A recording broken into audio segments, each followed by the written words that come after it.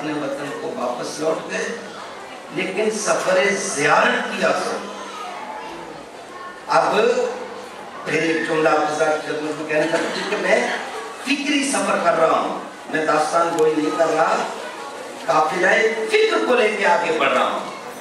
شیعت وہ ہے جو کسی بھی دور میں ہادی و رہنما کے بغیر نہیں رہی، اور اپنے ہادی و رہنما سے تعلق ہر دور میں شیعت نے برقرار رکھا۔ اگر ہادی و رہنما مدینے میں تھا تو بھی تعلق برقرار تھا، اگر زندان میں تھا تو وہ رعایا حاکم کی نہیں تھے، زندان کے اندر بیٹھے ہوئے امام کی رعایا۔ ائمہ خدا سے سلطنتیں اسی لیے خوفزدہ بھی تھیں کہ ان کی دلوں پر حکومت ہے۔ تو اب یہ قافلہ، ایک زمانہ ایسا آنے والا تھا جس میں امام پردہ غیبت میں چلا جائے گا۔ اس قافلے پہ کیا گزرے گی؟ آپ پہنچ گئے نا اس جملے پر کہ جیسے جیسے وقت غیبت قریب آتا جا رہا تھا، ویسے ویسے ائمہ کے انتظامات میں کچھ اضافہ ہوتا جا رہا تھا۔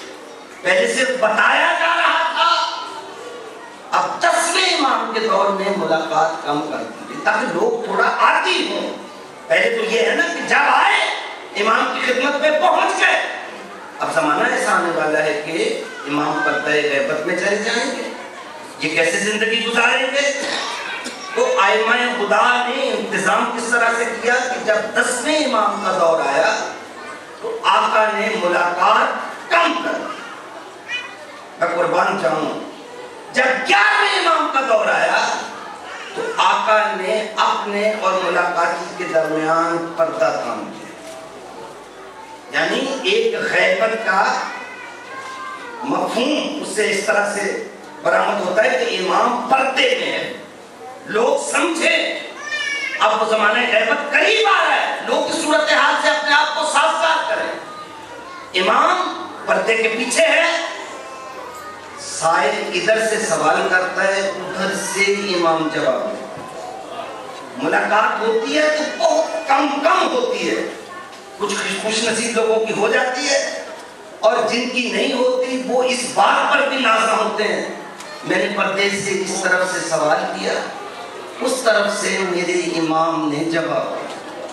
اور کبھی ایسا بھی ہوا سائل پہنچا، اپنے علاقے کے مومنین کے سوالات لکھے ہوئے پاس ہیں، امام نے دروازے پر ایک پیپر ایک کاغذ دیا، کہا وہ سوالات دے دے، یہ جوابات لے جا۔ سوالات دے دے، جوابات پہلے امام کے پاس موجود ہیں، یہ جوابات لے جا۔ کبھی سائل آیا، اس نے سوالات کیے، امام نے ان سوالات کے جوابات بھی دیے، اور علاقے سے چلتے ہوئے مومنین نے جو سوالات کیے تھے اور یہ بھول گیا تھا، اس کو وہ سوالات بتا کر ان کے جوابات دیے۔ یہ جوابات، یہ ائمہ دیکھیں، ایسے ائمہ ہوں تو انسان ان کی زیارت کے لیے کون سفر نہ کرے، وہ کہیں یہ جوابات تو ہو گئے ان سوالات کے جو تم ابھی پوچھ رہے ہو، یہ ہو گئے، اب جو تم بھول گئے ہو تمہیں وہ سوالات بھی بتاتے ہیں، ان کو جوابات بھی بتاتے ہیں۔ ائمہ خدا سوالات بھی بتاتے تھے سائل کو، اس کے سوالات اور ان سوالات کے جوابات بھی بتاتے تھے۔ قافلہ تشیع کبھی کسی دور میں بغیر رہبر اور رہنما کے نہیں رہا۔ اب امام پردہ غیبت میں جانے والا ہے، یہ تو نہیں ہو سکتا کہ در علم سے منسلک لوگ اب جہالت کی چوکھٹ سے وابستہ ہو جائیں۔ اب ائمہ کی طرف سے جو وارث ہیں ان کی طرف سے اہتمام تو ہونا چاہیے نا۔ 12ویں امام کا دور آیا، نواب اربعہ کا دور آیا، پھر قافلہ انسانیت کو پھر تھوڑا غیبت کے زمانے سے پھر سازگار کیا گیا۔ نواب اربعہ کے بعد 4 نائبین کے بعد اب حکم ہوا، دیکھو اب نائبین عام کا زمانہ، نائب ہوں گے خاص طور پر معین کریں گے تو نائب خاص ہوگا، اوصاف بتا دیتے ہیں جن میں یہ اوصاف ہوں وہ ہمارے نائبین ہیں، ان سے جا کے مسئلہ پوچھا۔ لیکن یاد رکھو، تم در علم سے تعلق رکھنے والے ہو، جہالت کی چوکھٹ پر نہیں جانا، ان کے پاس جانا جو ہمارے علوم کے وارث ہیں۔ صلوات پڑھیں بابا سے بنا،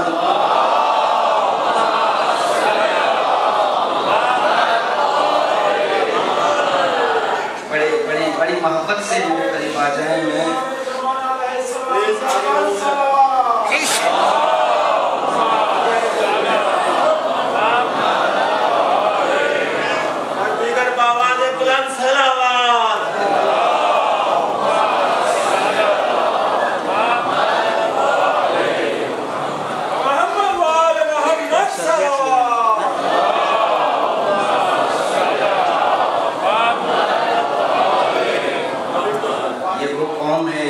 محبتوں سے یہ کاروان عقیدت آگے بڑھ رہا ہے۔ جس طریقے سے ہمارے اسلاف نے سب کچھ خرچ کر کے اس کاروان مودت کو یہاں تک پہنچایا، ہمیں اس کی حفاظت بھی کرنا ہے، اس کو اگلی نسلوں تک بھی پہنچانا۔ جیسے ہمارے اسلاف نے کبھی بخل نہیں کیا، اس طریقے سے ہمیں بھی بخل نہیں کرنا۔ میں آپ کے سامنے اس دن حضرت آیت اللہ البیگانی کا جملہ کہا کرتا تھا، کہ کہہ رہا تھا اور کہا کرتا ہوں کہ آیت اللہ فرماتے تھے کہ مسجد بنوانے کے لیے سہم امام کی ضرورت پڑتی ہے، وہ خدا کا گھر ہے، حسین کا گھر بنانے کے لیے کبھی سہم امام کی ضرورت نہیں پڑی، کبھی ضرورت نہیں پڑی کہ لوگوں کے واجبات کے پیسے سے لے کر امام بارگاہ بنائیں، نہیں، لوگ عطیات دیتے ہیں، عورتیں زیور بیچ کر امام بارگاہ بناتی ہیں۔ مجالس عزا کا بھی یہی مسئلہ ہے کہ مجالس عزا یہ عقیدت کے ساتھ آگے بڑھ رہے ہیں، محبت کے ساتھ آگے بڑھ رہے ہیں، اور یہ جتنا منتظمین انتظام کر رہے ہیں یہ سارا آپ کی محبتوں کے ذریعے سے کر رہے ہیں، یہ آپ کے نمائندہ ہیں۔ انشاءاللہ ان کو کوئی دشواری پیش نہیں آنی چاہیے، آپ کی محبتیں ہم بتا رہے ہیں۔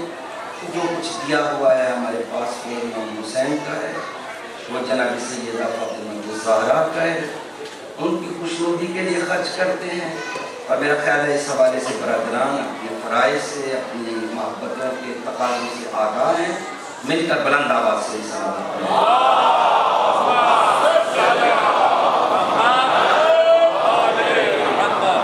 دو چار جملے اس مفہوم کو مکمل کرنے کے لیے، اس لیے کہ ہم بالکل عبادت کی کیفیت میں بیٹھے ہیں اور وارث کربلا کا ذکر کر رہے ہیں، اپنے واجبات، اپنی مسئولیتوں اور اپنی ذمہ داریوں کے حوالے سے، اور شب عاشور کے ان پاکیزہ لمحات میں سمجھتا ہوں کہ دلوں کی سرزمین آمادہ ہے۔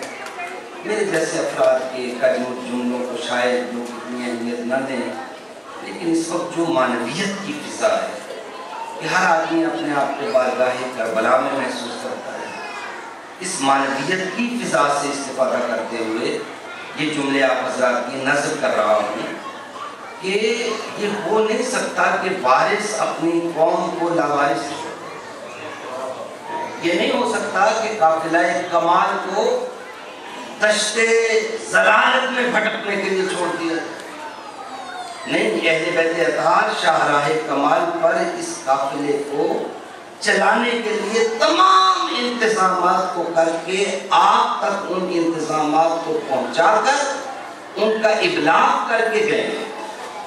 12واں امام پردہ غیبت میں ہے، یاد رکھو، جو ہمارے علوم کے بارے سے ہیں ان کا دامن کرو، اور یہ شرائط ہیں ہمارے علوم کے بارے سے بھی ہوں اور خواہشات نفسانی کے مقابل مرضی مولا کا احترام کرنے والے بھی ہوں۔ اما من کان من الفقهاء سائلا لنفسه حافظا لدینه مخالفا لهواه مطیعا لامر مولاه فللعوام ان يقلدوا، اور سورہ توبہ میں ارشاد ہوا فلولا نفر من كل فرقة منهم طائفة ليتفقهوا في الدين وَلِيُنْذِرُوا قَوْمَهُمْ إِذَا رَجَعُوا إِلَيْهِمْ لَعَلَّهُمْ يَحْذَرُونَ۔ تم میں سے ہر جماعت میں سے کوئی چند لوگ کیوں مراکز دنیا کی طرف سفر نہیں کرتے؟